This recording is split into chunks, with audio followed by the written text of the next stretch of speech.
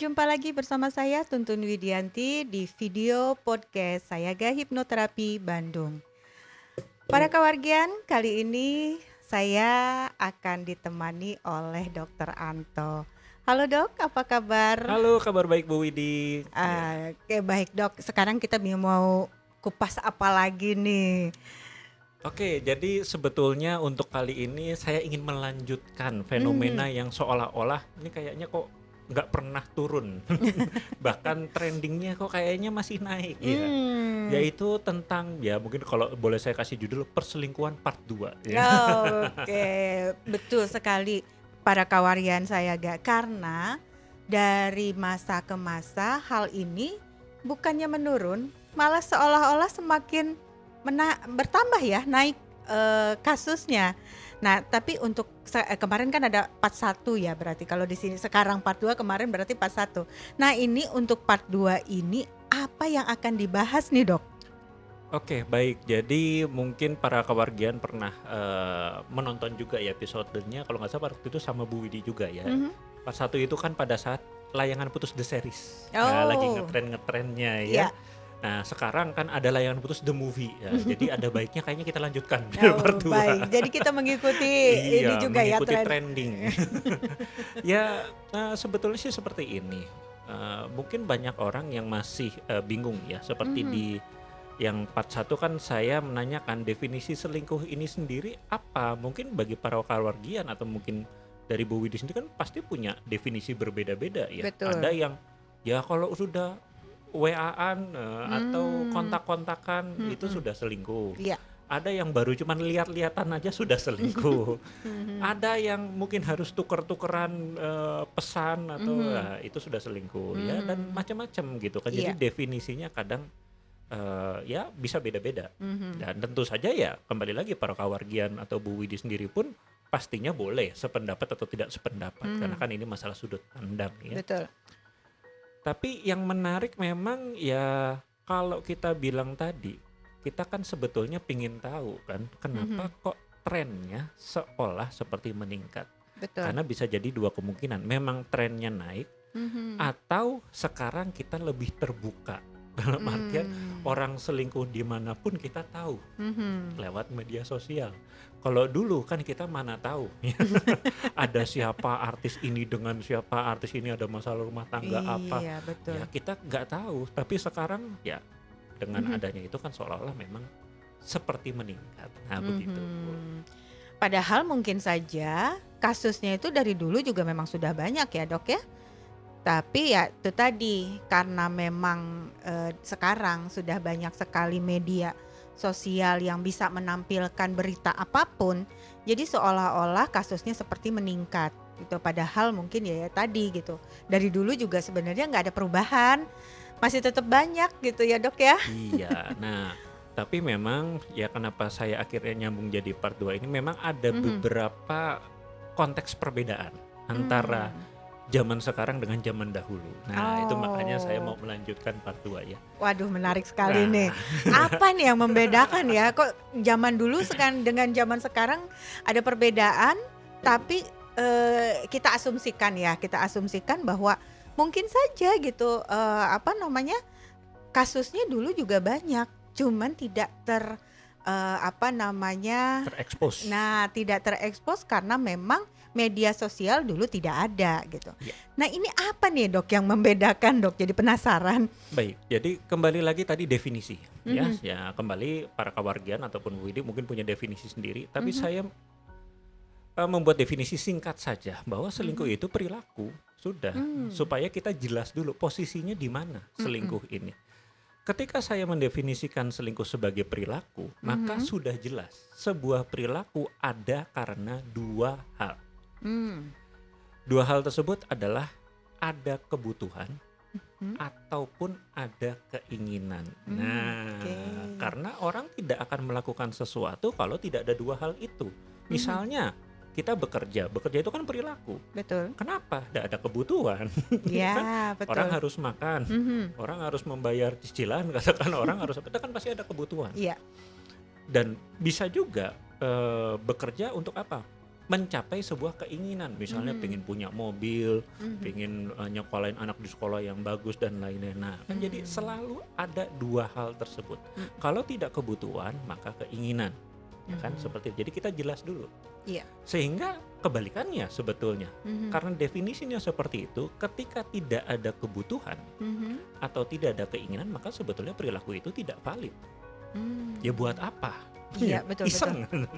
Ya bahkan iseng pun pasti ada keinginan atau kebutuhan sebetulnya. Iya, Ya makanya iya. nggak ada sebetulnya. Orang malas kenapa? Ya karena dia butuh untuk istirahat. Katakan begitu. Ya kan? Betul. Karena dia butuh untuk tidak memikirkan apapun. Pasti ada, selalu ada. Nah, kalau kita bicara tadi di dalam part 1 kan kita sebetulnya sudah bicara ya. Nah, kebutuhan itu sudah kita bicarakan di part 1. Jadi para kawargian yang belum mengerti loh, kebutuhan apa? Nah, silakan lihat part 1-nya ya. Iya. Tapi intinya mungkin saya rangkum sedikit bahwa di situ saya membedakan ada kebutuhan fisik dan ada kebutuhan mental emosional. Kalau kebutuhan fisik maka sebetulnya masih ada kemungkinan besar si laki-laki ini, ya katakan laki-laki ya, karena saya bicara dari sudut pandang laki-laki, ini masih bisa saja sangat mencintai keluarganya, bisa saja, tapi ada kebutuhan fisik dia yang tidak terpenuhi. Tapi namanya kebutuhan fisik itu terbatas. Ya misalnya ketika kita butuh makan, butuh kan, Iya, betul. makan secara fisik. Dalam artian kita makan untuk kita menjaga keberlangsungan hidup, maka batasnya adalah kenyang. Nggak mungkin orang 24 jam makan terus. Wah, makan. Nggak Ada mungkin. batasnya ya. Ada batasnya. Baik. Kita haus, minum, ada batasnya. Betul. Kembung. Nggak akan mungkin minum terus 24 jam. Iya. Nggak bisa. Nah, maka kalau kita bicara kebutuhan fisik, selalu ada batasnya. Yang jadi masalah ketika kita bicara kebutuhan mental emosional. Nah, inilah yang batasnya sangat luas gitu kan, tapi juga dia harus dipenuhi 24 jam dalam ya seumur hidup. Jadi tidak bisa putus. Misalnya apa? Ya rasa disayangi. Ya nggak bisa dong sekarang sayang besok enggak. 2 hari nggak sayang, terus kemudian hari kelima sayang lagi. Repot. Iya, betul. Nah, itu sekilas kalau tadi kita bicara kebutuhan fisik dan emosional. Nah, update yang mau saya tambahkan ya tadi kan saya bilang kalau tidak karena kebutuhan, maka dia karena keinginan. Misalnya, ya tadi, orang makan, perilaku kan, orang makan.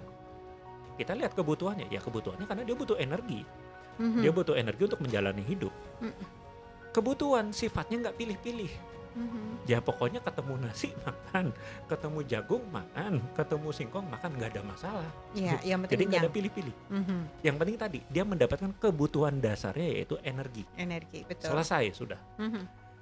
Tapi kalau kita bicara keinginan, nah tadi pinginnya mah nasi goreng yang dijual di, pinginnya mah ayam goreng yang merek apa, pinginnya wah dari chef siapa, itu kan jadi kalau keinginan itu yang jadi masalah, keinginan itu tidak punya batasan. Nah, inilah yang saya bilang update-nya dengan tadi media sosial yang begitu luas. Keinginan ini kan jadi berkembang. Kalau kebutuhan dari dulu sampai sekarang kebutuhan mah tidak berkembang. Kita butuh makan, ya sudah, ya tadi mau nasi, mau singkong, mau apa terserah. Nggak ada masalah, yang penting kita dapat energi, kita hidup. Iya. Nggak ada berkembang dari dulu. Ya jenisnya maybe bertambah, tapi kebutuhannya pokoknya kita makan. Selesai. Tapi kalau keinginan, nah keinginan ini bisa berkembang sesuai dengan situasi dan kondisi yang ada di zamannya. Misalkan dulu orang punya HP, ya ada yang punya, ada yang nggak ada masalah gitu kan. Tapi kalau sekarang ya pinginnya itu lebih kuat. Kenapa? Karena hampir sebagian besar Iya. punya HP. Kemudian juga ya apalagi memang ada juga sebetulnya faktor kebutuhannya bahwa harus belajar online lah, harus jualannya sekarang juga harus jualan online dan segala macam. Iya, Jadi betul. ya memang keinginan itu akan terus berkembang sesuai zaman. Nah, kalau kita bicara tadi ya katakanlah perselingkuhan ya. Nah, yang jadi masalah kan tadi kalau kebutuhan yang kita butuhkan dari pasangan sama. Sebetulnya sifatnya simple kan, selalu simple. Yang penting kita punya pasangan yang baik, yang menghargai kita, yang menyayangi, yang mencintai, udah gitu aja.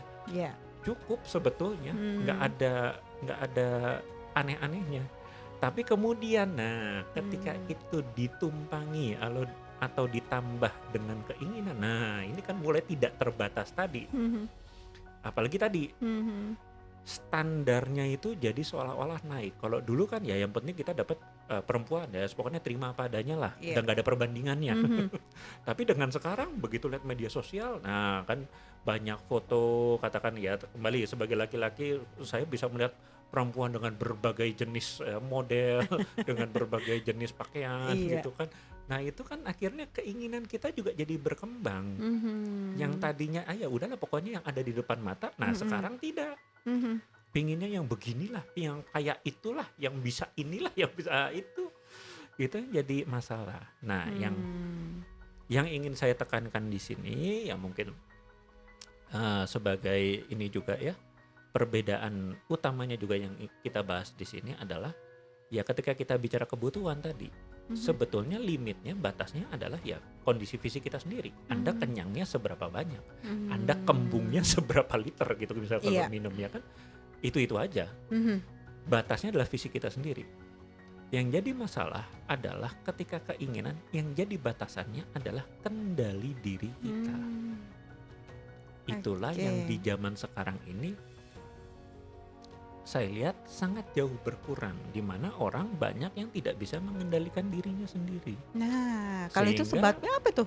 nah itu tadi, karena terlalu banyak kemudahan.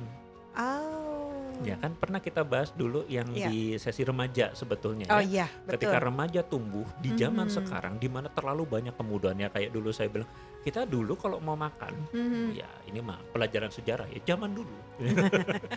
Kita kalau mau makan ya harus minimal keluar dari rumah, Mhm. pakai sendal, jalan Mhm. kaki sekian meter atau bahkan sekian kilo, Iya. baru bisa beli kemudian pulang lagi. Mhm. Kita kalau mau telepon dulu ya telepon umum ada dah, harus pakai itu. Nah, dengan zaman sekarang kemudahan itu terlalu banyak. Mhm. Sehingga kita ya eh, kesulitan itu kan mengajarkan kita untuk salah satunya adalah belajar pengendalian diri yang baik. Mhm. Karena Mhm. kalau kendali diri kita tidak baik ya kesulitan bukan tambah selesai, tambah banyak. Iya, betul. Ya kan? Mhm. Katakan tadi makan, wah ini warung kok jauh-jauh banget, akhirnya kita malah marah-marah. Ya tetap nggak selesai Iya masalahnya kan, iya tetap iya, kita betul. lapar. Ya mau nggak mau ya ya udah jalan. Mhm, betul betul Jalan sekali. beli makanan pulang makan selesai gitu kan. Iya, betul. Tapi marah-marah nggak bisa. Nah kalau Mhm. sekarang marah-marah kuku lutus buka HP doang gitu kan. Ah.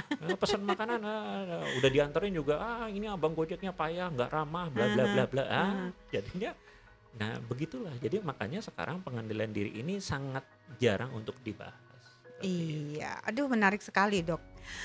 Baik, para kawargian ternyata, ya itu tadi perselingkuhan itu sebenarnya, tadi yang sudah dokter sampaikan, itu hanya, karena adanya keinginan yang tidak terbatas. Sedangkan kalau kebutuhannya sendiri ada batasnya ya, dan keinginan itu seringkali jadi bobol atau jadi sepertinya banyak sekali yang diinginkan karena memang adanya kendali yang rendah itu ya, Dok, ya.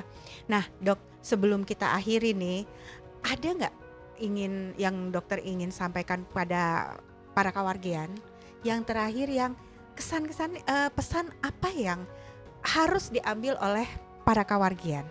Ya, baik. Jadi yang pertama yang mau saya sampaikan bahwa masalah ini memang bukan masalah yang ringan Mhm. sebetulnya. Memang berat, cukup berat. Tapi itu semua bukan tanpa solusi. Ya, Mmm. satu, memang kalau untuk memastikan bahwa rumah tangga Anda katakanlah tidak akan diterpa isu perselingkuhan dan macam-macam, ya salah satunya tadi pastikan bahwa kebutuhan masing-masing Mhm terpenuhi. mhm. Cara kita untuk tahu masing-masing kebutuhan terpenuhi bagaimana? Ya komunikasi, sudah tidak ada jalan lain, komunikasi. Ya Mhm perbanyaklah komunikasi dengan pasangan. mhm Apa yang dia mau, apa yang dia butuhkan, mhm apa yang sedang dia inginkan, itu harus komunikasi untuk mhm memastikan kebutuhannya, minimal kebutuhan dasarnya tadi, karena mhm. kebutuhan tidak pernah macam-macam kok. Betul.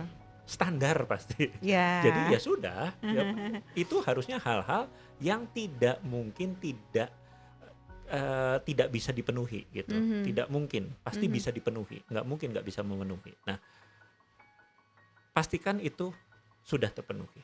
Nah, baru kalau kita bicara tadi, mhm pengendalian keinginan, nah ini memang sifatnya individual kadang-kadang. Hmm.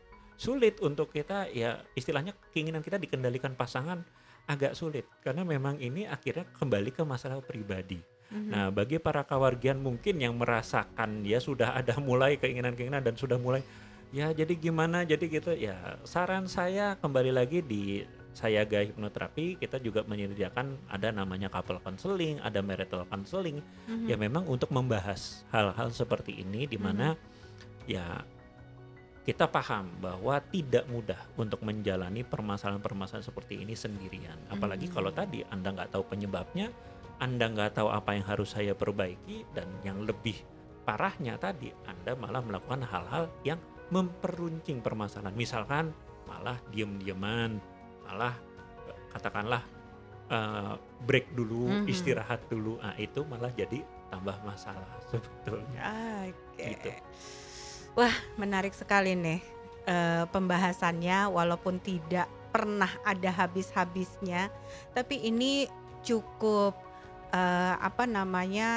menginspirasi atau misalnya untuk kita lebih paham lagi ya. Kenapa sih pasangan kita atau kenapa sih orang-orang banyak sekali berselingkuh dengan mudahnya? Ternyata hal inilah penyebabnya yang tadi sudah disampaikan oleh Dokter Anto. Baik, para kawargian Sayaga, sepertinya waktu nih yang kita sudah cukup jadi, dan saya juga Dokter Anto mohon maaf jika ada salah-salah kata. Kalau seandainya ada yang ingin disampaikan di komentar atau ingin ada yang disampaikan, silahkan tulis di kolom komentar, dan jangan lupa like dan subscribe di channel YouTube kami.